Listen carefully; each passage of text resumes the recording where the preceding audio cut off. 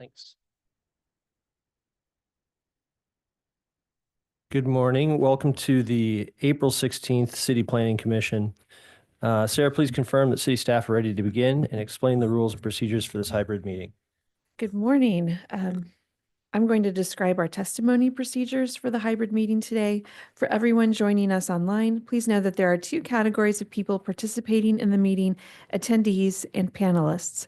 Right now, the only panelists are the commission members and city staff. If you are an applicant or a member of the public who is interested in a case, please use the raise hand function when the case is announced to let staff know that you would like to speak. There is a ribbon at the bottom of your Zoom screen with a hand icon. Click this to raise your hand to request to speak on a case. You will need to accept a promotion to panelist in order to speak. It may appear temporarily as if you have been disconnected, but don't panic, you will reconnect shortly. If you are joining us via the Zoom app on a smartphone or computer, please change your screen name to reflect your legal name. If you're calling in on a phone line, your screen name appears as your phone number. You can raise your hand to speak when the case is called by pressing star followed by the number 9. When you are promoted to panelist, the chair would like you to turn on your camera so that the commission can see you when it is your time to speak. Your microphone needs to always be on mute unless you are giving testimony at the appropriate time. When you are called upon, you will be able to share your screen to display exhibits. You will be given 2 minutes to testify, or 5 minutes if you represent an organization such as a neighborhood association, HOA, CID, or business association.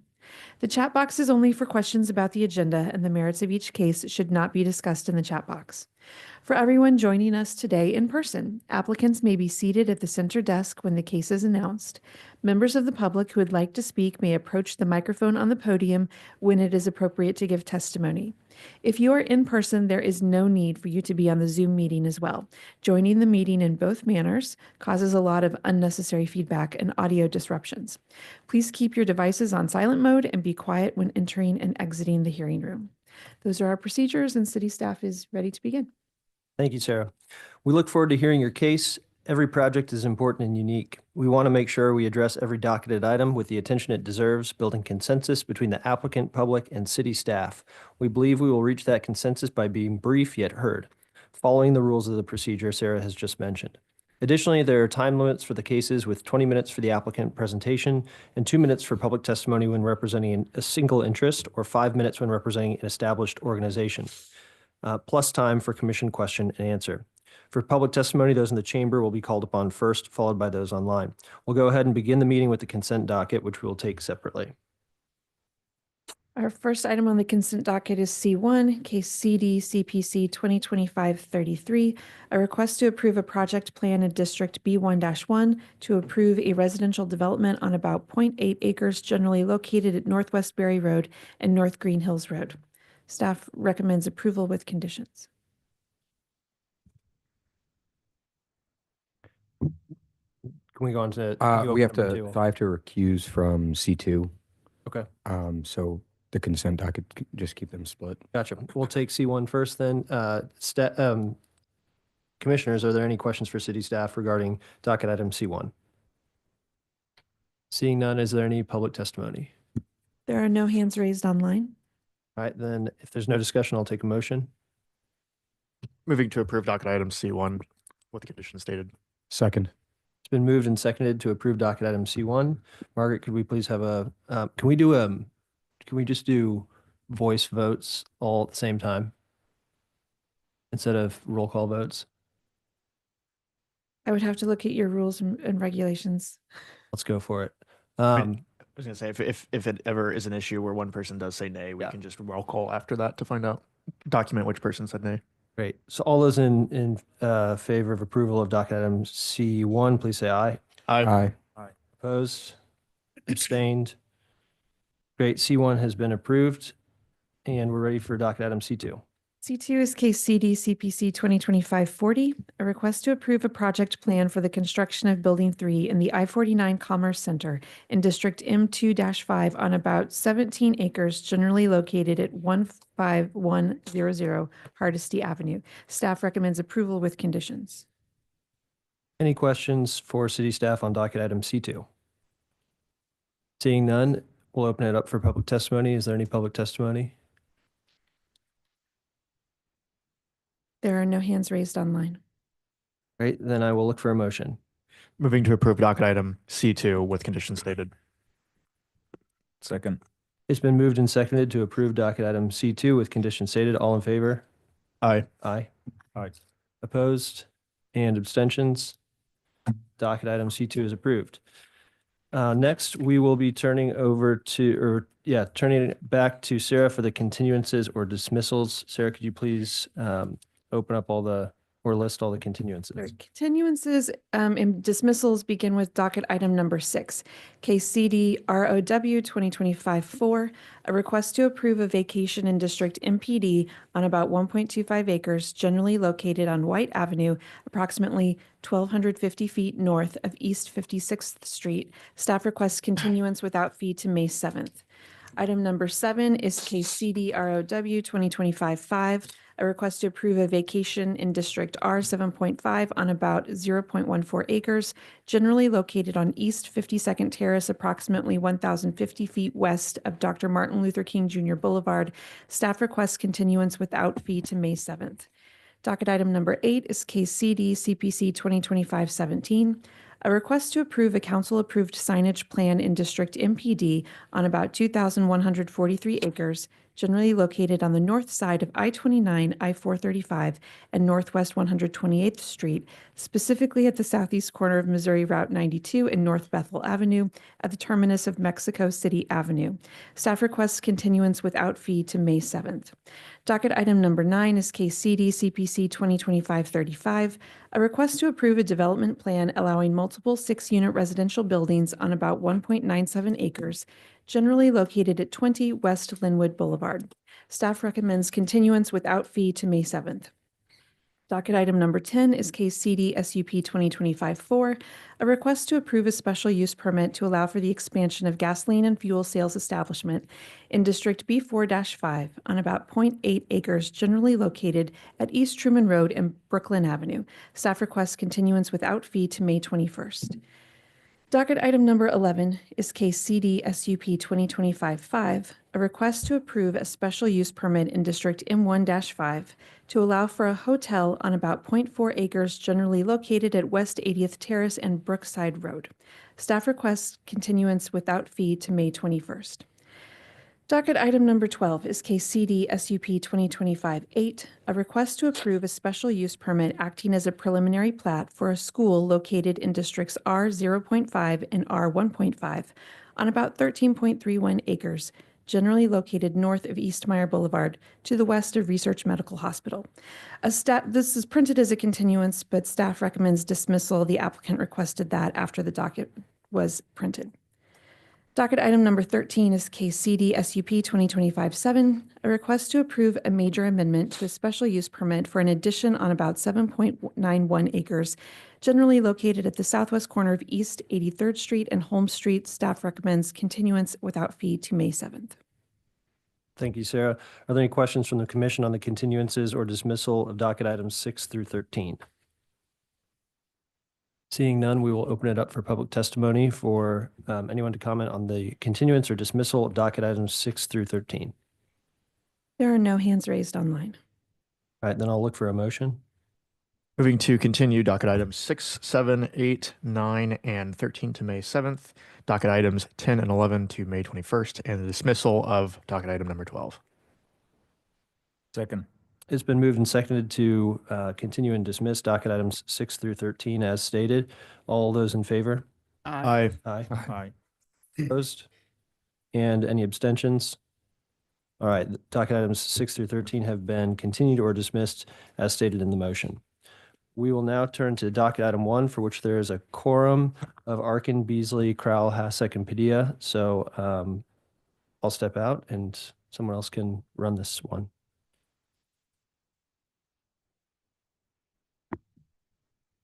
You'll need to choose an acting chair from among the 4 of you. Would you feel comfortable doing that? I mean, I can, sure. Not a problem. Okay, case What is it? Docket item number 1 is case CD SUP 2024-48, a request to approve a special use permit for motor vehicle repair on the subject site on about 0.5 acres, generally located at 3840 Warwick Boulevard. Thank you. Anna Naniski, and I will share my screen, and I can either go over the entire case again or pick up where we left off at the last meeting. It's up to the CPC's discretion. I would say, do we all remember this case? And I would say, just pick up where we left off, and if we have questions, we'll ask staff or the client Sounds great. or the applicant, sorry. Okay. So this is for motor vehicle repair within an existing structure at the intersection of 39th Street and Warwick Boulevard. At the last CPC, the CPC wanted to have additional details about, the improvements that were going to occur for this use to be moved into this building. And so this is a image of the existing building from Google Street View. And then this is an updated one provided by the applicant. So there's painting, signs, there's going to be new bollards that are going to go in, as well as some additional striping to better designate where the parking spots are. So this image is in the updated staff report and on the screen. And then I'll skip to, this was the previous site plan that addressed the use on the site. And then here's the updated site plan where you can see the additional parking stalls, an ADA parking spot, where the existing bollards are, where the new bollards are gonna go. Yeah, and that concludes my update. Do we have any questions for staff? I thought we were discussing fencing, so they've changed from fencing to bollards?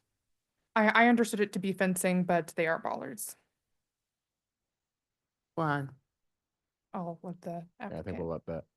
But I do have a question for staff. If we go back to that second image, has this work already, the painting and everything been done already? That is correct.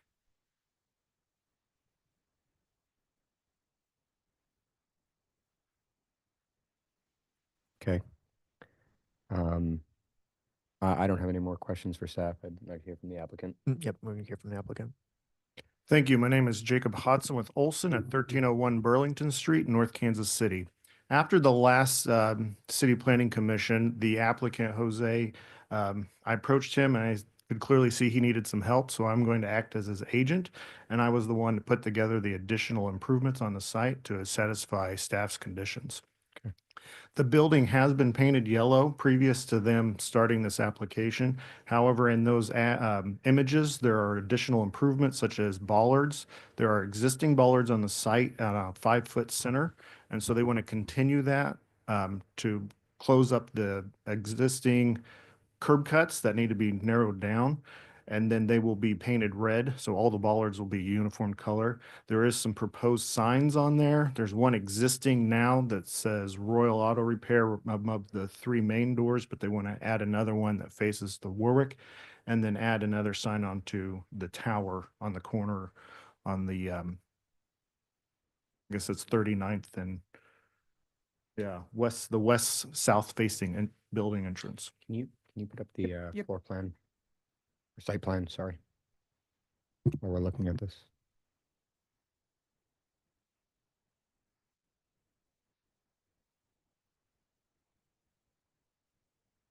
Actually, let me.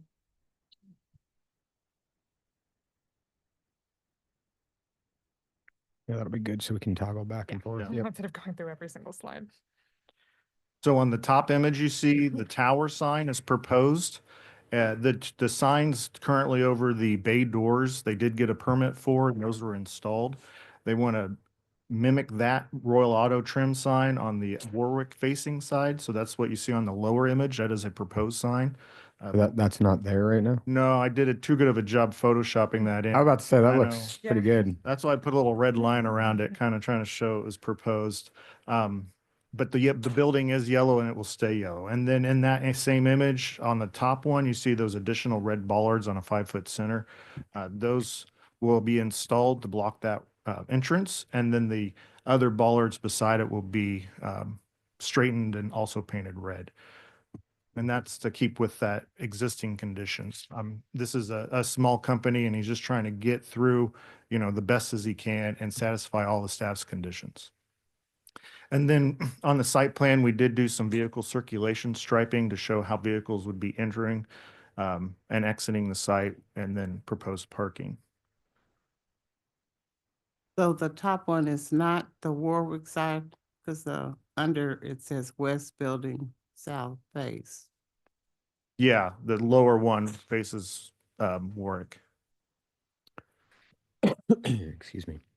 So there are bollards that are going to be down the Warwick side as well? Yes, there are currently bollards on Warwick Boulevard that block those entrances.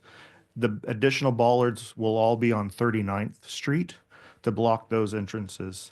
So currently there's some very wide curb cuts. Back in the day, they didn't limit that. And so we're going to use additional bollards to block those and then add a one-way signing. So it'll be entered from the west side drive entrance off the side street, circulating through and then exiting on 39th Street with there'll be do not enter signs on that drive entrance off of 39th. I think that's a problem. Most people are going to be driving up and down 39th looking to enter off of 39th. We could see that, but the vehicle circulation now, most people come in directly to the west side of that building. The east side building will be only used for accessory, so their offices are on the west side for that tower, and we're using that tower as a wayward marking to get people to come in from that side of the building. I'm gonna put the one back up with the tower on for me. Thank you. So that tower is on that corner, and On the so, west end, right? yeah, Okay. on the far west side.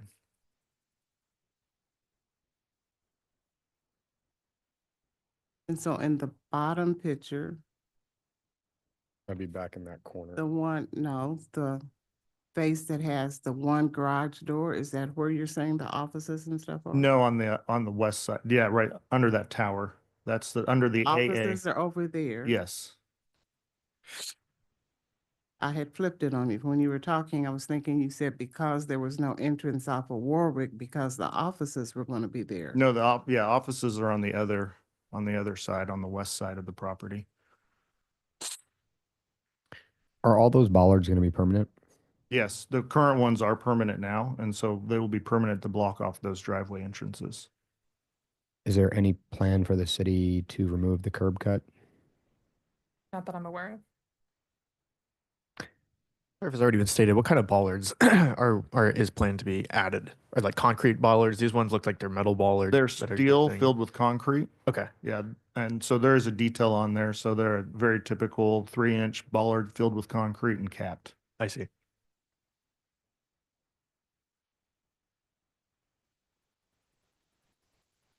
Is there a reason they moved from fencing to bollards, or was it always supposed to be bollards? It was always bollards. I think there was a little miscommunication there. Gotcha. My only concern is with the curb cut. I know that they're painting the bollards red probably to give it visibility, right? So, Correct. but being that that is a busy road, if someone tries to just pull off, there's not much of a room from the curb cut And to that bollard. Currently, there are some curb cuts that have been blocked by bollards for years Okay. now. And so I think that's a feature of the road that people have become accustomed to. And when you look at that site plan, nearly all of 39th is laid down. There is no real curb that stands up. The only curb is around the utility pole about the center of the building. Anna, can we see the floor plan again, or the site plan? Sorry.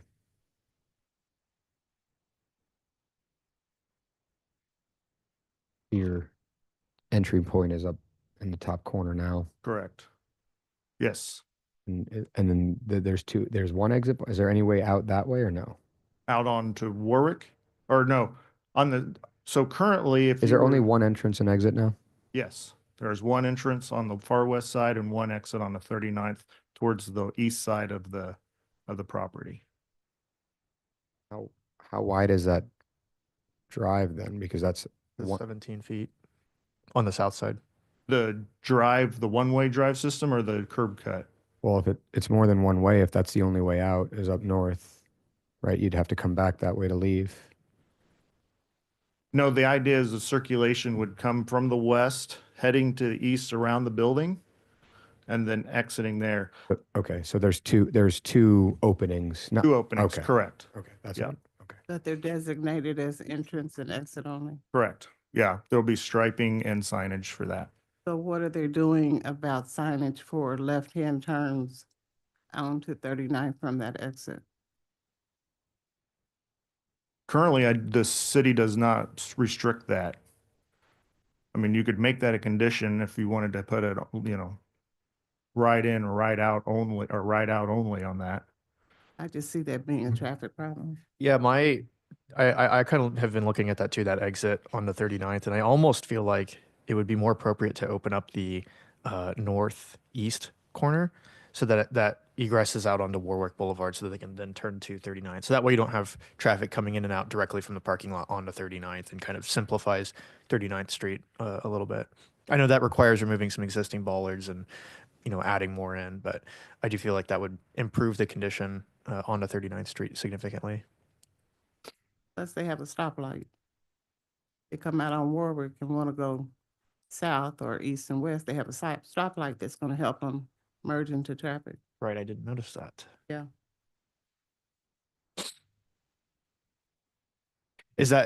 Would that be a reasonable ask, do you think, to have the egress shifted on the Warwick?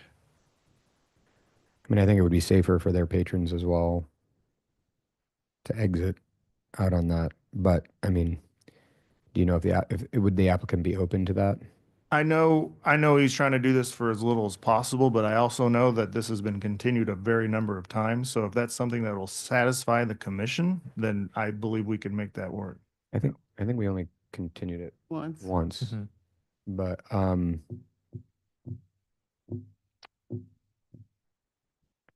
Is that a prohibitive cost to add more bollards? yeah,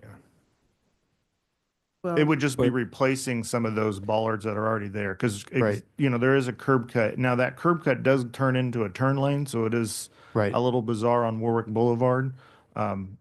But it would be, the cost of removing, 5 bollards and then moving those to, so let me 39th Street. clarify. I was thinking there were some bollards that are not up yet. correct. that on is correct. side. On this, they're in red. Oh, on Warwick? Yeah. No, all of those bollards are existing. So the picture with the salmon colored building was incorrect. I don't think you could see the bollards quite. They're getting cut off on the edge of the image. Right. The No, only place no. that they're lacking is on that south edge on the east end. And I'm assuming you're removing the ones dividing the buildings. Correct. Those Yeah. are already gone. But it's the thing with the entry, and it's a very stretch entry right there to go around the building. I don't know.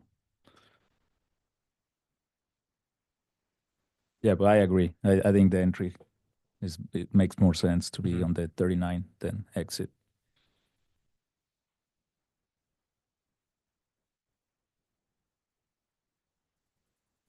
Yeah, you're just way less traffic, and being that I don't think reasonably you can say no left. I mean, you can say no left turn, but people are gonna, They're gonna Yeah, do it is anyway. 39th Street. People are going to and try to you've do it. got 4 lanes of traffic and people, you pull out, you don't see someone. I don't know. There's a bus stop somewhere. There's a bus stop right there. Someone will come right around the bus, and I really do think going to Warwick is the right way to do it. And specifically egressing out on that northeast exit. Yeah, it gives them a little bit of space Yeah. before the light, and Okay. So you agree with that? I agree with that. Yes. Okay. Okay. We can make those changes to the site plan before. That's my We go to- only, can we approve it with that condition? Yeah. So Yeah. then we'll just. I think that's how we. Well, yeah, we'll condition it, well, but that's we need my, to hear public testimony. right, So, right. Yeah. But that's my only concern. And And one more point that I failed to mention, at the last hearing, the chair talked about condition number 14. So I added some recommended language that's saying, if new development were to trigger the Boulevard and Parkway system, which it's outlined in the Zoom bar is blocking it, and 88-323-01A, then that's when the Boulevard standards would apply to those new conditions. Yeah, and one other thing, the new sign, that's not part of this application. That's a separate application, right? Okay, so that's just, okay. If we don't have any more questions for the applicant or staff, I'll open the floor for public testimony. Okay, we'll open the floor for public testimony. Sarah, do we have any? There are no hands raised online. Okay, then we'll close public testimony. Anything else from the applicant? No, thank you. But I do hope that you approve this. Okay, we'll discuss among the commission. I do agree with what we kind of decided. I think we condition the relocation of that exit, as you mentioned. And I'm okay with that. Is everyone else? Yeah. Okay. Can you pull up that modification to condition 14 just one more time? Yes. And the BZA date is the 23rd, not the 9th. All right, I'll take a motion.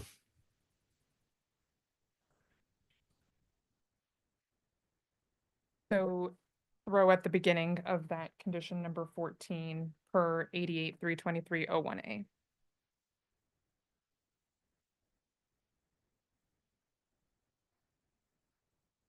Oh, 1A, okay. Bullet point below is just me explaining the Okay. reasoning for that. Yep. Mhm. All right, I'm going to go ahead and make a motion then for docket item number 1 to approve with the condition stated with the modification of condition number 14 with just the modifications per section 88-323-01A. And then also adding a condition to remove the bollards on the northeast entrance where the existing curb cut is on the site, and then to add bollards along 39th Street where the current proposed entrance is, or exit. The entrance is on 39th Street and the exit's going to be on Warwick now. Yes, onto Warwick. Oh, you want to remove the west entrance on the Hmm. far west side on, Oh, I thought we were removing the 39. It's just on the, yeah, we're just removing the bollards on Warwick. but Right, we're to make that adding- an exit. And we're making so there will be no entrances or exits on 39th. Right, so that there's no, So so, your entrance is up in the northwest corner, and your exit is northeast. let me just do that yeah. condition. So we'll add a condition stating that we remove all exits along 39th Street and make those bollards, and then to remove bollards on the northeast exit that egresses onto Warwick. Second. Okay, I've got a motion and a second to approve docket item number 1 with conditions. Can we get roll call? Arkin, Aye. Beasley, Aye. Hasek, Aye. Padilla. Aye. 4-0. Your case approved.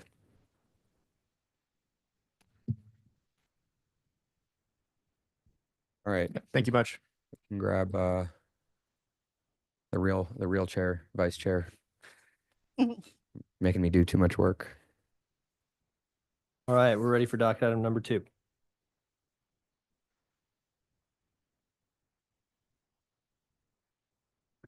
Docket item number 2 is case CD SUP 2025-10, a request to approve a special use permit to expand warehousing and distribution uses on about 21.4 acres, generally located at 4001 East 149th Street. Okay. Thank you.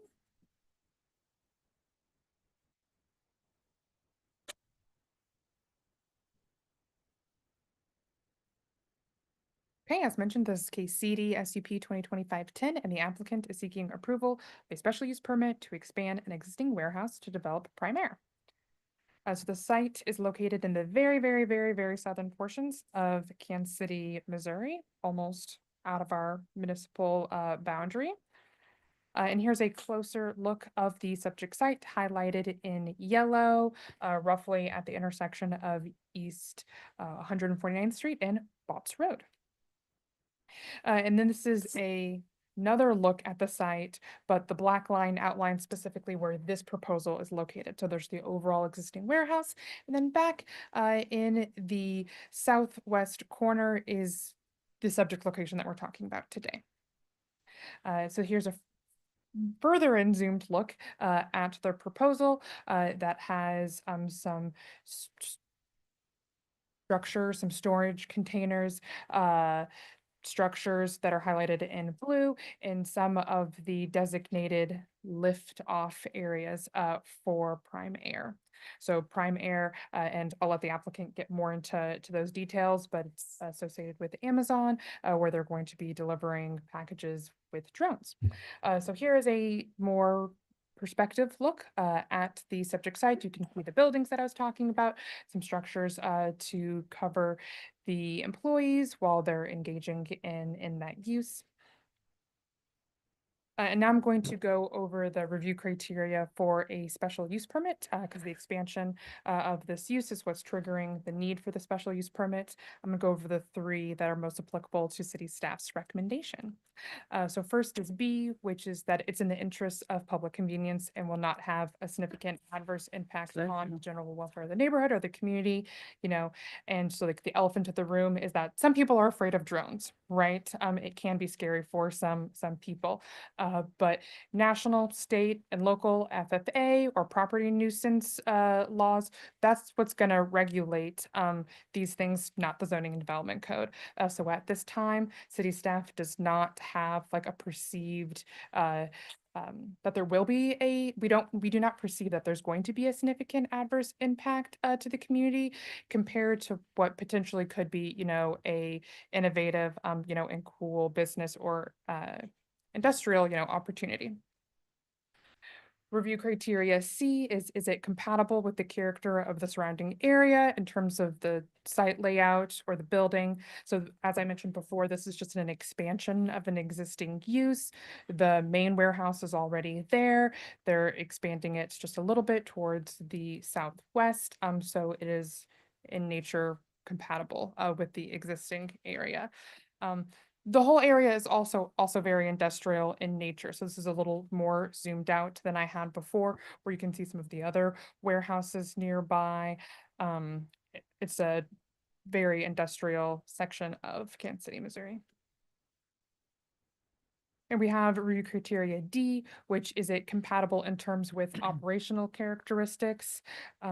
So this is proposing to introduce a new type of operation for this warehouse at this location. But due to the scale, I showed you how small the physical area was. There's also going to be limited service area at this time. So city staff does not anticipate negative externalities in terms of hours of operation, lighting, noise, traffic generation, etc. And that concludes my staff report. We recommend approval subject to conditions. BZA is next week on the 23rd. There's one condition that needs to be resolved prior to BZA. They're well within that process of getting it resolved prior to BZA, but that is noted in the staff report just for transparency purposes. And that concludes my staff presentation. I'll be happy to answer any questions. Thanks, Anna. Any questions for city staff? I have one. So is there any partnership needed with aviation to use these drones? And they are aware of this operation going in. And I'll let you talk about more of the details. Okay. And any other questions for staff? Great. Well, welcome the applicant. Thanks. Great, Commissioners. Good morning. My name is Sam Bailey. I'm the Economic Development Policy Lead for Prime Air at Amazon, which is our drone delivery business. We did provide a, that's perfect. Thank you very much, and appreciation to staff for their work on this innovative project. I'll walk through a presentation deck briefly, and I'll speak to also the federal approval process we go through that governs how we operate these drones. Sure. Yeah, okay. A little bit about this site. SMO1, as we call it, is a same-day fulfillment center here in Kansas City, Missouri. It employs over 600 employees, part and full-time associates, to deliver for customers generally within a matter of hours. It serves about a 60-minute drive time from that site. So it's been a substantial investment we've had here in District 6, and we are excited to be able to innovate, again, as this is a high-performing site in the Amazon network. A little bit about Prime Air. Prime Air is Amazon's drone delivery business. We've been successfully conducting customer deliveries since 2022 with the goal of delivering for customers in 60 minutes or less. Our current operations, where we've conducted thousands of deliveries, are currently in College Station, Texas, as well as Towson, Arizona. And we also have a Prime Air test site in Pendleton, Oregon. That's a site that we use specifically to test the airworthiness in partnership with the FAA, stress our drones to the absolute limit to ensure that our redundancy and safety are top of mind for all the innovation that we make. A little bit about the drone itself. The drone here is the MK30. This was FAA certified and approved, so Federal Aviation Administration certified and approved in 2024 and put into operations in November of 2024. Prior to this, we were using a drone called the MK27, which started back in 2022. Some of the features, this is an autonomous operation system, so it will fly from our site to the customer at their defined location, might be their backyard, their front yard, their driveway, and I'll show what that looks like. But we have on-site local drone operators and monitors. So we will have individuals who are based at SMO1 who would monitor and be able to intervene at the flight. It does include detect and avoid technology. So as the community is growing, if a temporary crane gets put up to construct a new building, the drone is able to detect that, pivot away from it, and continue on a safe flight. Same with transmission lines, general aviation aircraft, birds, those types of obstructions that may occur. It's 40% quieter and has an expanded range than our prior drone. So we're continuing to innovate, create a quieter drone to improve the customer experience. It can operate in wind and light rain. However, if more prominent weather to present itself, we would ground the fleet and just continue to conduct deliveries in the normal case that we do so using delivery drivers. In addition, when it comes in to drop the package, and I'll show you that simulation, there's a perception system to detect humans, animals, or other obstacles as it drops that package about 12 feet. The drone can deliver a package of up to 5 pounds. That might be one item or multiple items totaling or less than 5 pounds, and has a customer service range of 7.5 miles. A little bit about the customer experience. So it's fully integrated to Amazon.com or the Amazon app. Customers will go on and they'll be able to identify items that are eligible for drone delivery. Within that customer experience, customers can also identify our drone delivery frequently asked questions, concerns regarding privacy, delivery area confirmation, and consent, so that they can opt in or also opt out of drone delivery. So it's not a required means of transportation. In fact, if someone does not want drone delivery, they can actually have their house blurred from any detection as we may be delivering to their neighbor. So a customer would place their order online as they currently do. An associate at our SMO1 site would take that order, take it out to the Prime Air Drone Delivery Center, what we call a paddock.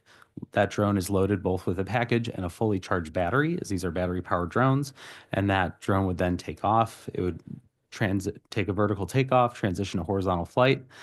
As it descends, it scans the delivery area, which the customer has pre-selected. So it might be their backyard because they want to prevent porch piracy, might be their driveway. Not all customers will be eligible if they live in a heavily wooded area or if they have overhanging power lines. That's something that we inspect along with the customer. It will descend, take a quick scan to ensure kids aren't in the yard, your dog, other obstacle. It'll drop the package in a matter of seconds. That box is specially conditioned to sustain that 12-foot fall, so we don't have a tether or anything hanging from the drone. And then the drone takes off and returns back to station. One order, one flight. This is just a visual of that process. So again, you're looking at a 7.5 mile range. That range, and I'll speak to this, will be somewhat limited based on any authorizations or areas where we're unable to operate based on the Federal Aviation Administration's background. But this is the typical process. Again, vertical takeoff, transitioning to horizontal flight. The drone flies about 58 miles an hour to the customer's home, will descend, and then drop that package at about 12 feet. Here's just a visual of the drone in Towson, Arizona. You can see on the left, it is dropping the package. On the right, that package landing. That's what it looks like on the ground. So again, it's carrying up to 5 pounds, so a small type box. This is what you're going to see. Amazon has the ability from many of our sites to be able to respond quickly to customer orders, whether you're a parent needing children's Tylenol or Band-Aids, or I have 3 kids under 6, so sometimes baby items that you need as quickly as possible. And so we're able to provide that customer experience. As you heard, what we are looking to do as part of our change to our site is develop what's called the Prime Air Drone Delivery Center, or you'll hear me say paddock. This will support our drone takeoff and landing, battery charging and storage, on-site flight monitoring, and then the maintenance of the drones on the site. If I did mention earlier, the drones are designed and built by Amazon in Washington State. Here's the site, as you saw earlier. The paddock would be located in the southwest corner of the site in the existing parking lot. So within this approval process, we're both speaking about local land use as well as federal approval to access the airspace. We're going through for a special use permit, but I'll speak to the Federal Aviation Administration approval, which is really twofold, and it's done in harmony with the local land use approval. One is we engage with the local flight standards district offices. Those are the FAA's regional offices that govern airspace, air traffic, and more. And so our goal is to work with them to identify within that 7.5 mile radius around the site where we can safely operate and where there are no-fly zones. So for example, a hospital within the range, we would institute a 0.5 kilometer no-fly zone from the helipad at that hospital. We also then engage with that hospital and their airspace operators to understand what their flight approaches may be, the frequency of flights, so that we can avoid and not deliver in that area. So again, not all customers will be eligible. We take safety very seriously. So as we look at that airspace, we are calling out places where we can and can't operate. If there's mission critical assets that the federal government identifies, whether it be a national research lab, we know there's one in proximity, or some other assets, the FAA will say to Amazon, you are unable to operate in these areas. And so that 7.5 mile radius will become smaller or a checkerboard. And so our drones will not be able to operate in that entire radius. And the FAA will govern where we can and can't fly. And that's something that we can then also communicate to the city to inform them of what the FAA approval has been for airspace. In addition, the FAA requires us to complete an environmental impact analysis. So this is looking to ensure that no negative impact is generated by our integration drone delivery. This is part of the National Environmental Policy Act. That process will be public. It's posted on the FAA's website.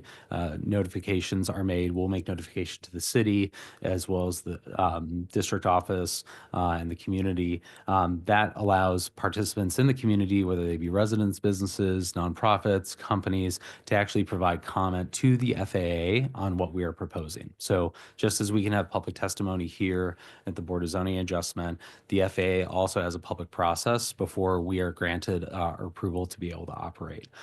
We try and harmonize that because there's 2 parts of this, both the local land use that we've brought before you, as well as the FAA process. And that would occur during the summer, particularly between June and July. And that period, during that period, we would also be sharing that information with the city to ensure that they can participate in that process. And in addition to that, we are also looking to conduct community engagement efforts both within the city and the surrounding communities of District 6. As we mentioned, it's on the very south end of the district. And so we want to make sure that we can engage the community here locally, bring in a static drone, so one that's not currently flying, into the community to answer questions, talk about the service and benefits that Prime Air offers to residents, and then extend that to the communities surrounding the site, such as Loch Lloyd, Grandview, and Belton, to ensure we're being a good regional partner as well, as our operations are based here in the community. I'll pause there because that's a lot of information, and happy to answer any questions you may have. Any questions for the applicant? I think I just heard the reverse. So you're saying you have not done the public outreach yet? You haven't had the community engagement meetings for not just the city, but not for the aviation portion as well? So for the city, we did meet with the Economic Development Corporation in Kansas City. We've spoken with the council member for the district to just highlight that we would be moving through the approval process. As part of this approval process, we would also be looking to host community engagement events during the summer here in the community to discuss that, to discuss the program further and answer questions from the community. In addition, with the FAA approval process, that typically comes after we've commenced the local land use conversation. He's talking about public engagement in addition to what is required for the special use permit. So the special use permit public engagement has been satisfied. Yeah. This would be Thank you. extra. I'm like, for- wait a minute, this is backwards. Yeah, Yes. extra further programming. And part of that is we did hold a public engagement meeting as required on April 2nd and submitted notes. Because the industrial nature of the area where SMO1 is located, the other users, there's about 5 other industrial users. We didn't see that as sufficient to really engage the community, which is why we're looking to go above and beyond what the SUP requires to have in-person events that could be hosted here, whether it be at City Hall or another venue, to engage neighbors within the service territory where we would be conducting our operations. So the service area is just 7 miles around the center, right? Correct. So, and that's Grandview, like that area? Yep. It could be Lockloy, Grandview, Belton, Kansas City. So we would look to engage, first and foremost here in the city being the authority having jurisdiction, but then those surrounding areas. We want to be a good neighbor, not just here in the city, but in the region overall. How do you set up the delivery point? So for example, in apartment complexes and condos. Sure. So right now, our primary focus is single-family residence. So the customer would enroll in Primaire. So they would utilize their phone and select the delivery point or online, and they could establish whether it's a point in their backyard where there's no obstruction, it's an open space, could be their front yard, it could be their driveway.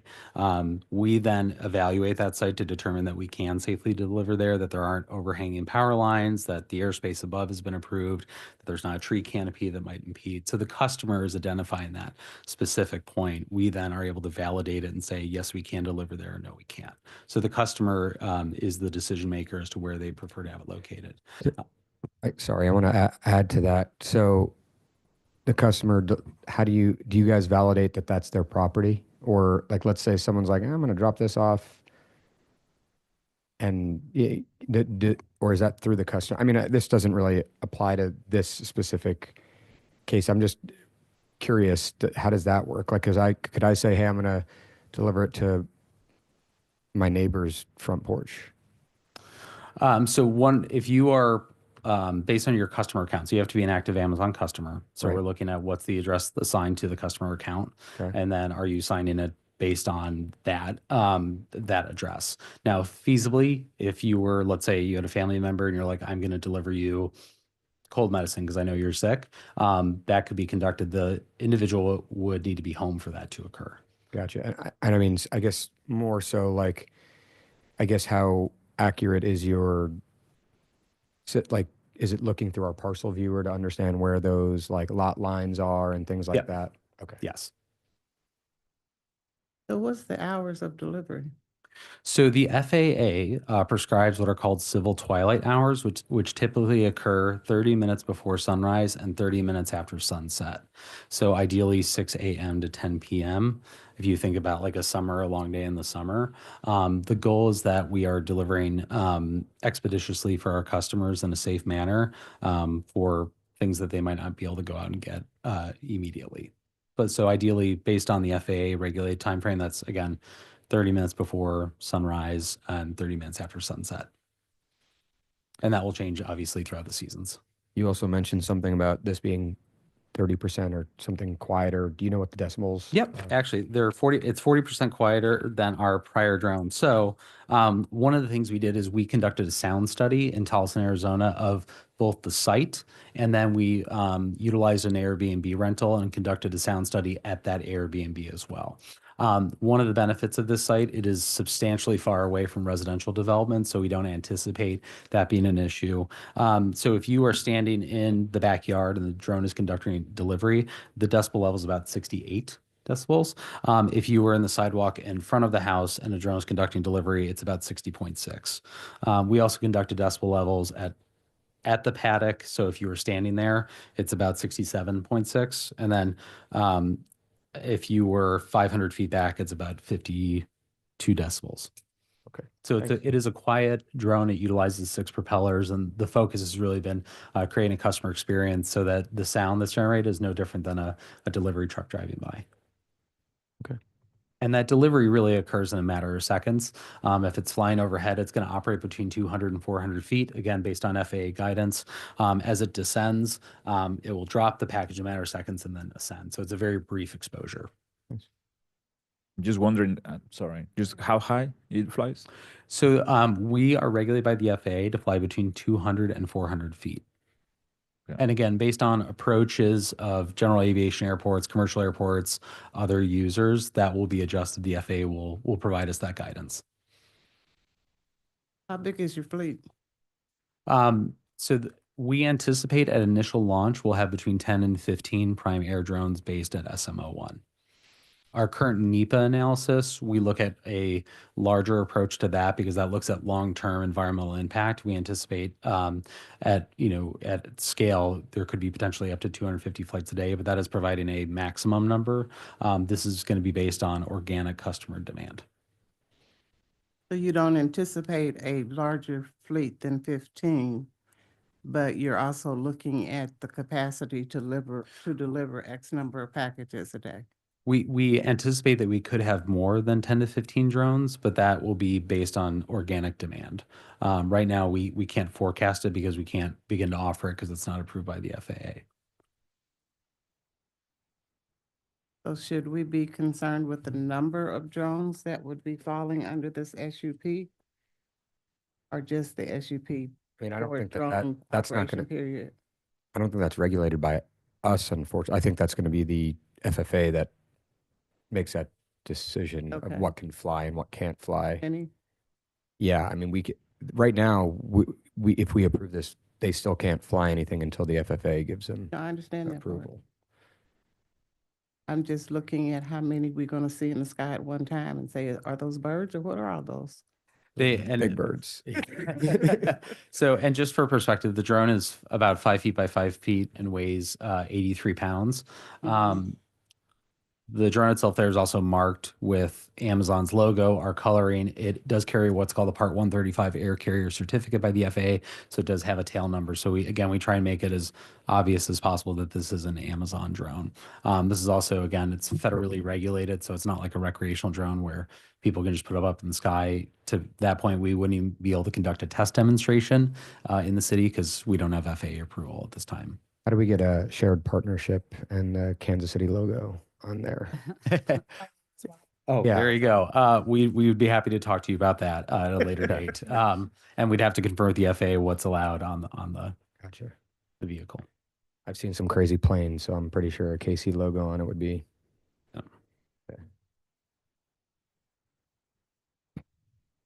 In the locations where you operate currently, has the FAA capped the number of flights per day?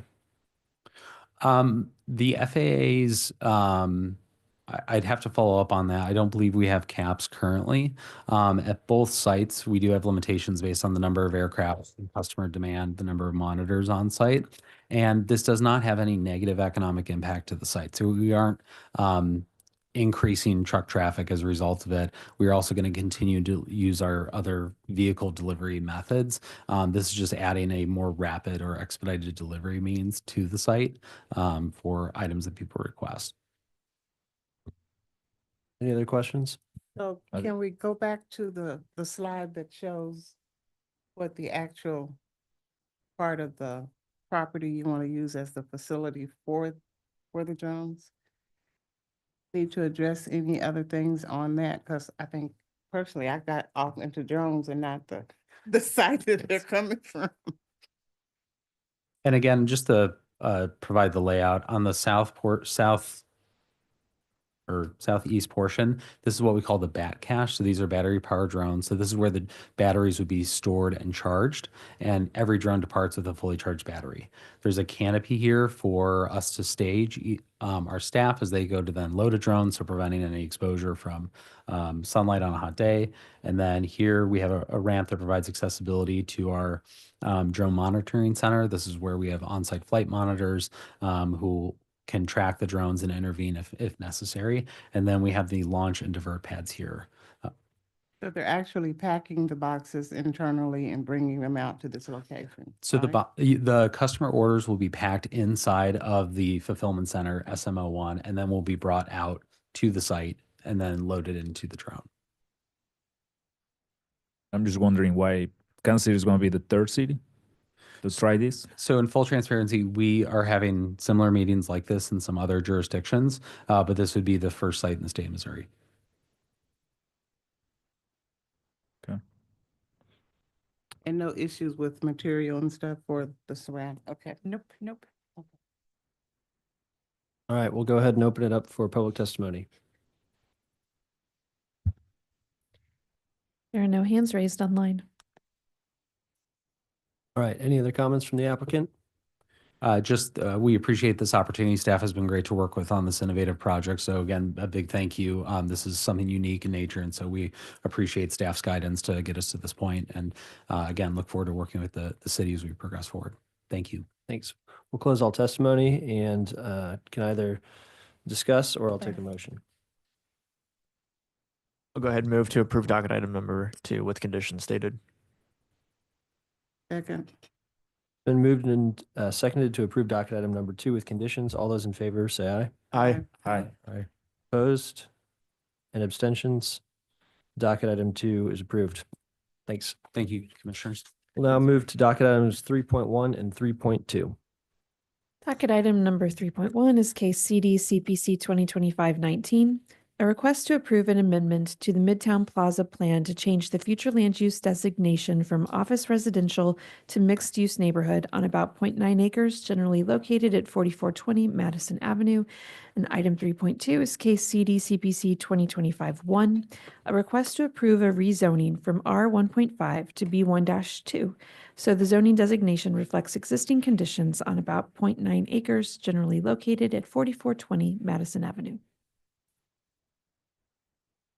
The applicant is online. Shuka, can you raise your hand to be promoted?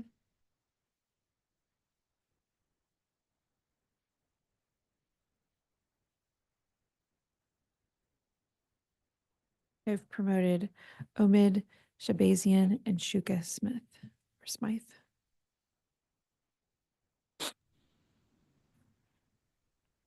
Good morning. good morning. My name is Omid Shabazian. I'm with this building ownership group and happy to answer any question. Great, thank you. We'll go ahead and start with the staff presentation and then we'll turn it over to you to fill in any details. Thank you.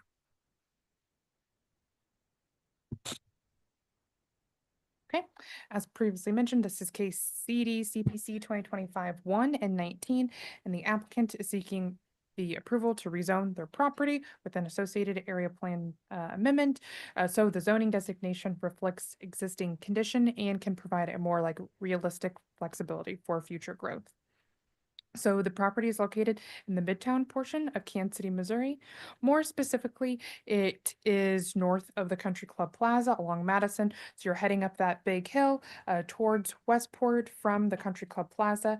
There is an existing office building on the west side. It is highlighted in yellow. There's also their associated parking lot that is also highlighted in yellow. Those are the 2 sites subject to today's rezoning. Here is a look of the property from Google Street View. This is a little bit to the south, looking north of the building. And then this is looking at the building straight on. So I'm going to go over the review criteria associated with a rezoning, and this is going to be covering the 3 that support city staff's recommendation. So first being B, which is the zoning of the use of nearby properties. So this is a rezoning from an R district to a B1, and there is other B1 zoned properties surrounding the property. Here is a look. So you can see the subject property highlighted in yellow with the R 1.5, and you can see to the west, all along Bellevue and adjacent to 45th, all of those properties are zoned B1. It's unclear to city staff at this time why it's zoned R, this corridor. Back when this building was built, we can only assume that they had like different regulations for what can be there. But now the office is obviously there. Now we have E, which is the suitability of the subject property for the uses which it's been restricted under existing zoning regulations. So the existing use is, has its, can remain in operation in this zoning district. However, new uses or businesses or any building additions has to comply with the R 1.5 regulations, which is harder to do for an office building like what is currently there. And we have review criteria H, which is what are the benefits to the public versus the hardship imposed on the landowner if this application for the rezoning is denied. So as I mentioned, the existing business could continue, but it would limit the property owner use-wise from future growth opportunities. So here's a table of some of the comparisons. So residential living is permitted in the R, of course. An office can be there with a special use permit under today's regulations. So future office uses or an expansion could do that this way. But the B1 designation that is shared with some of its neighboring properties opens up to some mixed use opportunities within the building, a bank, a restaurant, retail sales, a daycare center, all uses that can be appropriate for this type of corridor adjacent to two major entertainment districts. And B1, also for reference, is one of our more lease intensive commercial zoning districts. So it is a good fit for it to be along this corridor and adjacent to some of the high density residential neighborhoods. That concludes my recommendation. My staff report recommendations listed on the screen: approval for the area plan amendment and approval for the rezoning. Thanks. Are there any questions for staff? Seeing none, we will welcome the applicant. No, thank you. I think staff covered everything, and I'm happy to answer any questions. Great. Any questions for the applicant? We will open it up for public testimony. Sarah, is there any public testimony? There are no hands raised online. All right, we'll close all testimony and I'll take a motion. Moving to approve docket item 3.1 and 3.2, both without conditions. Second. It's been moved and seconded to approve docket items 3.1 and 3.2 without conditions. All in favor, please say aye. Aye. Aye. Any opposed? And abstentions. Docket items 3.1 and 3.2 have been approved. Thank you. And we're now ready for docket items 4.1, 4.2, and 4.3. Docket item 4.1 is case CD CPC 2025-38, a request to approve an area plan amendment from residential low density to residential medium density. Docket item 4.2 is case CD CPC 2025-34, a request to approve a rezoning from R80 to R6. Docket item 4.3 is case CD CPC 2025-33, a request to approve a development plan in proposed district R6. All three cases on about 20 acres generally located at the southwest corner of Northwest 68th Street and North Madison Avenue, allowing for the creation of 57 lots and 5 tracts for the purpose of a single unit home development.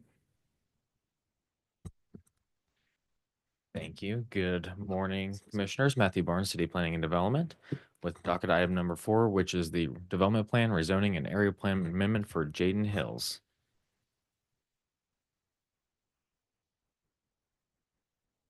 There we go. This site is located in the Northland, just west of Gladstone. Here is a closer view yet. You can see 169 Highway running north-south there and Northwest 68th Street. On the eastern side of the area is Gladstone. You can be able to see the dashed line right there. Here's just the view looking southeast from the northwest, from the corner of Northwest 68th Street and North Holly. You can see that the site is undeveloped currently, just vacant land. So the applicant is proposing a rezoning from R80 to R6, and that requires lots to be at least 6,000 square feet. In this zoning district currently, the only permitted building type is single unit detached homes.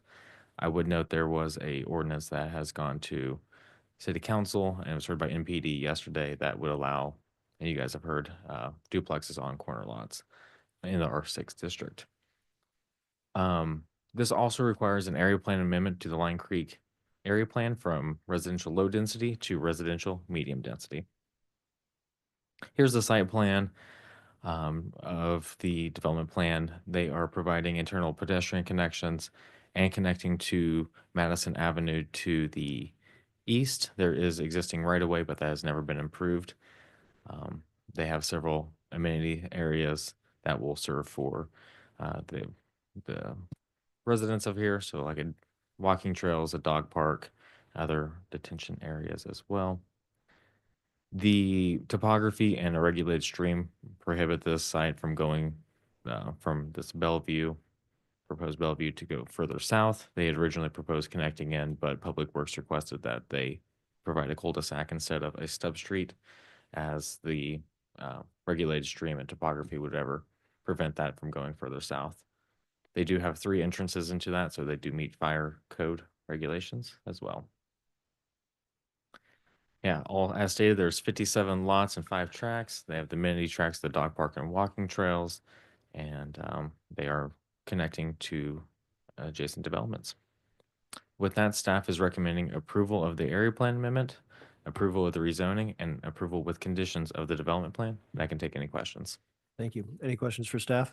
I just have one. Is the adjacent residential, is that single-family homes or are those duplexes as well?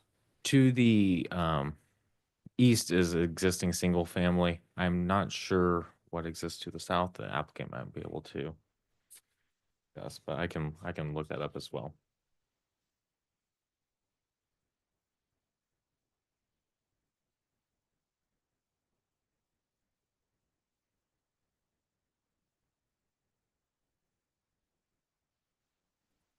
Here's that the existing homes to the south are single unit homes detached. I was just curious if there was going to be over congestion if all of these were multifamily. Well, and this development is single unit homes that they're proposing. My note was just to inform you guys of the R6 update that is going through council right now that would permit duplexes, 2-unit homes on the corner lots. But that currently has not been approved, but is going to full council with a recommendation from MPD as advanced and due pass. Any other questions for staff? Then we will turn it over to the applicant. Morning, I'm Kiana Muhammad with OSIN at 1301 Burlington Street. I was involved in preparing these plans for this project. We've been working closely with city staff throughout the process, and we believe this development is a good fit for this area and bringing in new housing opportunities and providing just future growth. Overall, we agreed to staff comments and conditions, and we hope to receive your approval today. Thank you. Any questions for the applicant? What kind of timeline would you be looking at for the development? We were thinking probably mid or late summer. So probably So you doing phases or you gonna do the whole thing? just the whole thing all at once. Oh, so from midsummer to Well, completion might be 2 years? You're probably looking at a closer to 5-year timeline before all the Okay. houses Yeah. get built. But construction of the infrastructure will start, late to, fall, and then hopefully that'll be in within a year. Okay. And price ranges, do you know that yet? This will be market rate, single-family homes for that area. Bedrooms, 4 bedrooms? Yeah, these lots at a 6,000, you're probably looking at a 2 to 3 bedroom, on a 6,000 square foot lot. Single, double story? Ranch, 2-story, what we looking at? We don't have those plans yet because that'll be up to an individual home builder. Oh, you don't have a builder yet? The developer will build these houses based on the market at the time when it's ready to go. So if you wanted to buy a lot, you could build whatever house you wanted to there.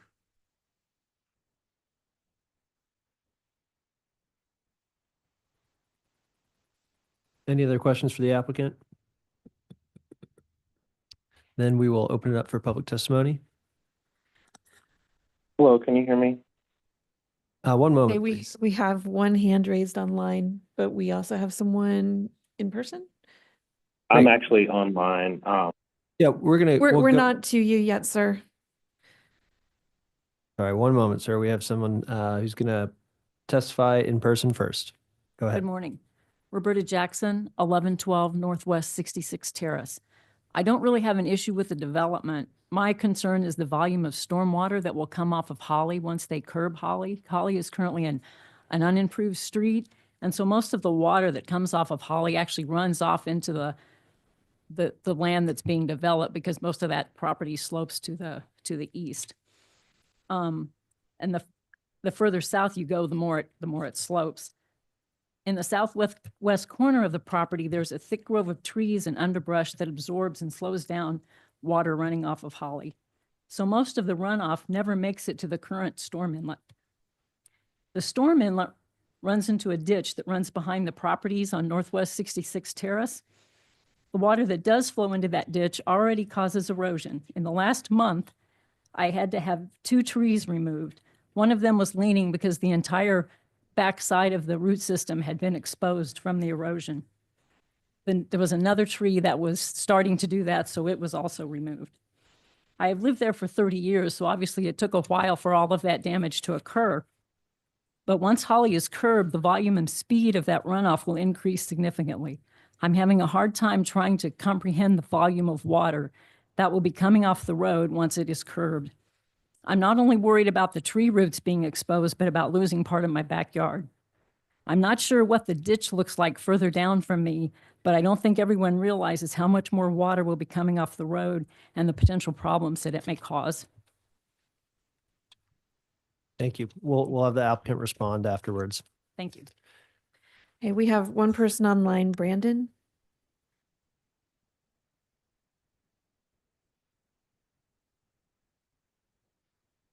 Brandon, you can unmute and give your testimony. All right, can you hear me? Yes.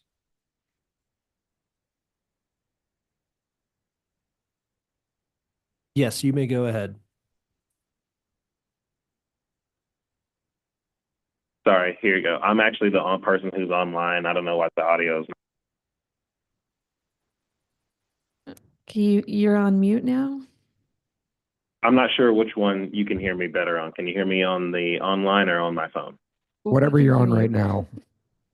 Okay. I live on North Madison, and that's going to be the residential street that you're asking what was there. Most of the residents there, we have a congestion. We were wondering about the congestion that might be added to that street as it's a street with no entry. One of the bigger things, I guess, if there's no builder yet, we're not sure. I think one of the questions is because we're locked in with the highway on one side, a busy street on the other, there is no really room for walking. So we're not sure if that will that lock us in?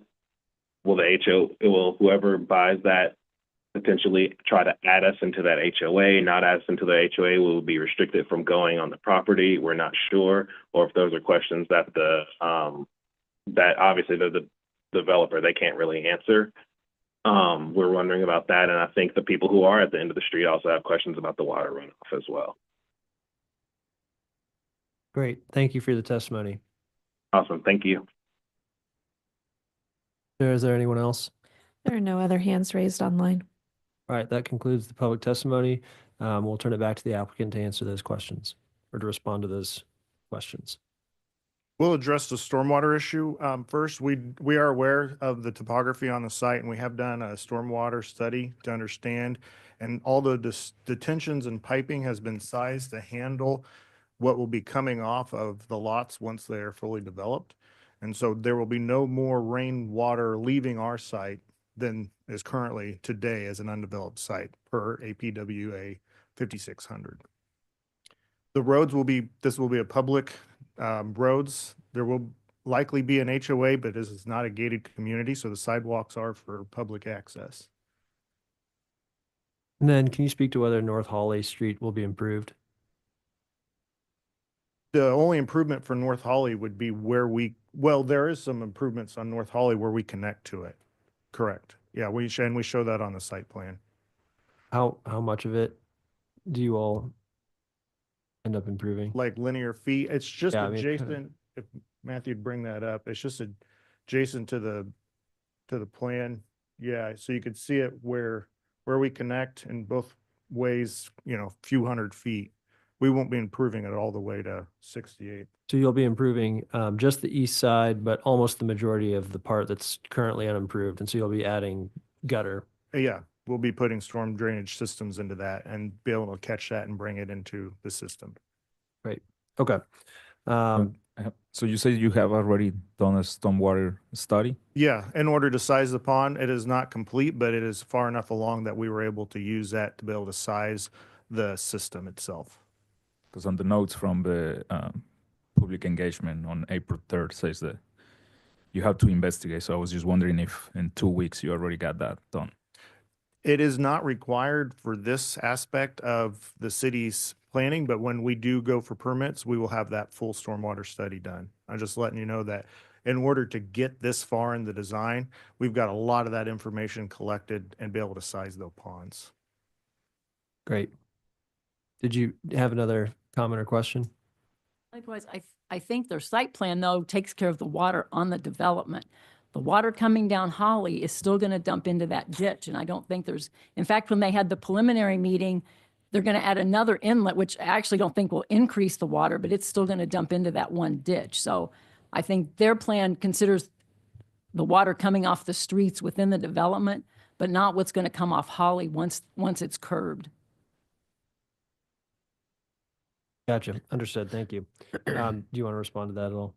The ditch will be improved as a swale in order to convey that water. So it will be sized accordingly. And then per APWA, if there's any erosion or scouring, we will have to armor that. Great. Any other last comments before we close all testimony? Okay, thanks. Then at this point, welcome any discussion or emotion. I'm going to go ahead and move to approve docket items at 4.1, 4.2 without conditions, and then 4.3 with conditions stated. Second.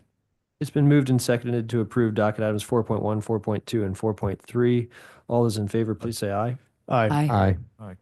Any opposed? And any abstentions? All right, docket items 4.1, 4.2, and 4.3 have been approved. Thank you. Thank you. We're now ready for docket items 5.1 and 5.2.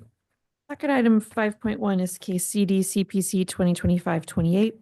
A request to approve a rezoning from District R 7.5 to District R 1.5 on about 6.14 acres. And case 5.2 is case CD CPC 2025-30.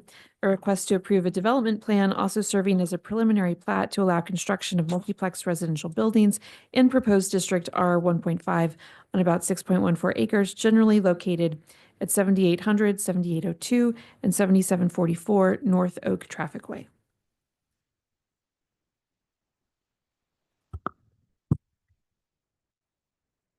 Morning, Commissioners. Morning. Genevieve Kahn, City Planning. We have docket items 5.1 and 5.2.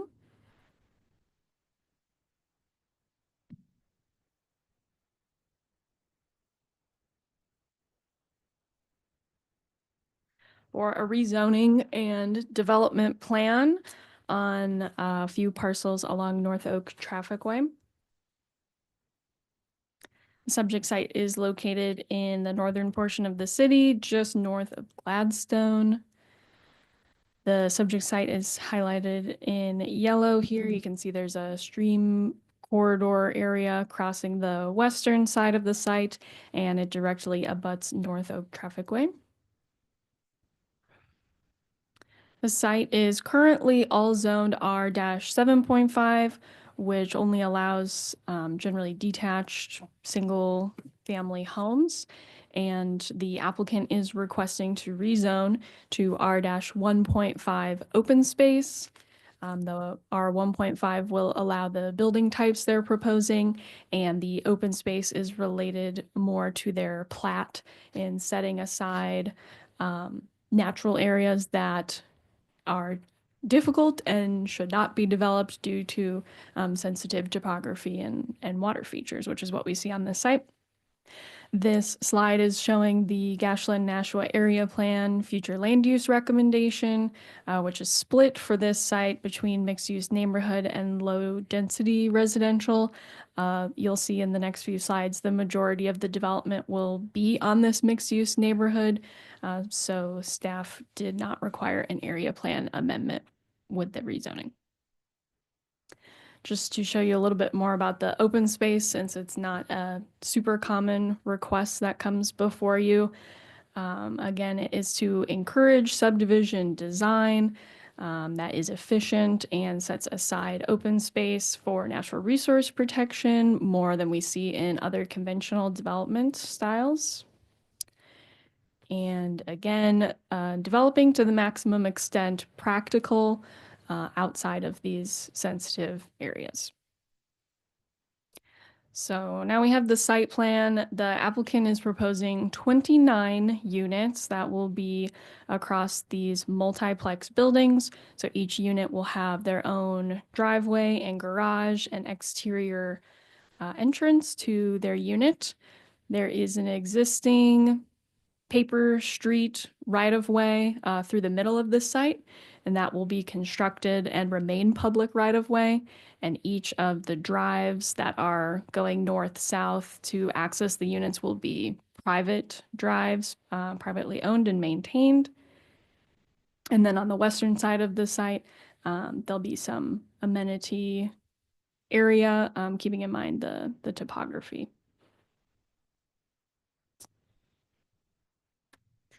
And then we have the preliminary plat, which just shows the units on the north half will be all in one lot. Units on the south half will be in a separate lot, and then the tracks for amenity and open space. And then landscape plan just showing some buffering on the south side of the site. There is some existing vegetation on the north and south that will be reduced with this development, but then added back to buffer. And then the architectural elevations, you can see they step down with the grade. So they're again being sensitive to the slope of the land. And as I mentioned, each unit will have their own garage access. And just the sides of the buildings. And then some street views of the area. This is looking north on North Oak Traffic Way, and the subject site is on your left. And then looking south here, you can see the slope of the land. And then straight on. And this is where the public road will be constructed out. And staff is recommending approval of the rezoning and approval with conditions of the development plan, and I can take any questions.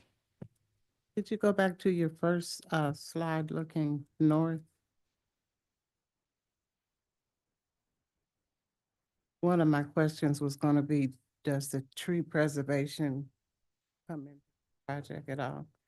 Yes, there was a tree preservation plan submitted with this application. They went through all the calculations, so that includes how much are you taking out, how much are you preserving, how much landscaping are you putting back in, and essentially all of the area that they're not disturbing on the western side cancels out any mitigation on the eastern side of the site.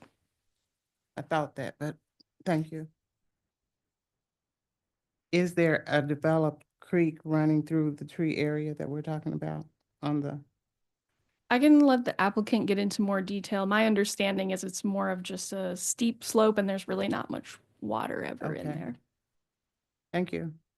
Sometimes I forget between staff and applicant, so thank you.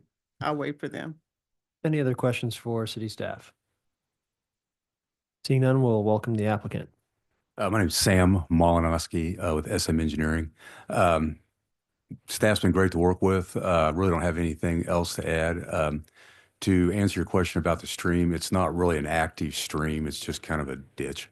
But we do have to have a stream buffer on that. So we're not, basically that west third of the site, we can't do a lot with. We're proposing to run a trail back through there for the neighbors to be able to access that. And then we'll have our detention pond in that area too. So, but yeah, I'd be happy to answer any other questions you might have. With the public meeting that you had, it looks like maybe someone showed up. Did you end up having any discussion with the street that you'll kind of be closest to? No, there's the one guy who was there. He lived down there, and he actually was just trying to sell his house. So, but no, we didn't have any discussion with that. And staff originally had proposed we maybe hook up to McGee down there, but that is not public right of way. It never was acquired as public right of way. So the process of making that happen would be extremely cumbersome. And we've got our site we've gone through with the fire department and public works. It's set up to have access for fire trucks. Great. Any other questions for the applicant? Then we'll open it up for public testimony. Is there anyone in the public wishing to testify for this project? There are no hands raised online. And we'll close public testimony, turn it back to the applicant. Anything else you'd like to add? Oh, I appreciate your time, and I really would like your approval. Great. So We'll can I close. confirm 29 units? Yes. Okay, thank you. We'll close all testimony and I'll take a motion. We would move to approve docket item 5.1 without conditions and 5.2 with conditions stated. Second. It's been moved and seconded to approve docket items 5.1 and 5.2. All those in favor, please say aye. Aye. Any opposed and any abstaining? Docket items 5.1 and 5.2 have been approved. Thank you. Okay, thank you. So that concludes our docketed items. Is there anything else that we are to address? No, nothing else for today. I'll remind you that there is a 5th Wednesday this month, so we will see you again in 3 weeks. Excuse me? And any other comments from the public? Oh, 3 weeks, okay. Then we are adjourned. I will not be here. Thank you. Staff comment or a commissioner comment would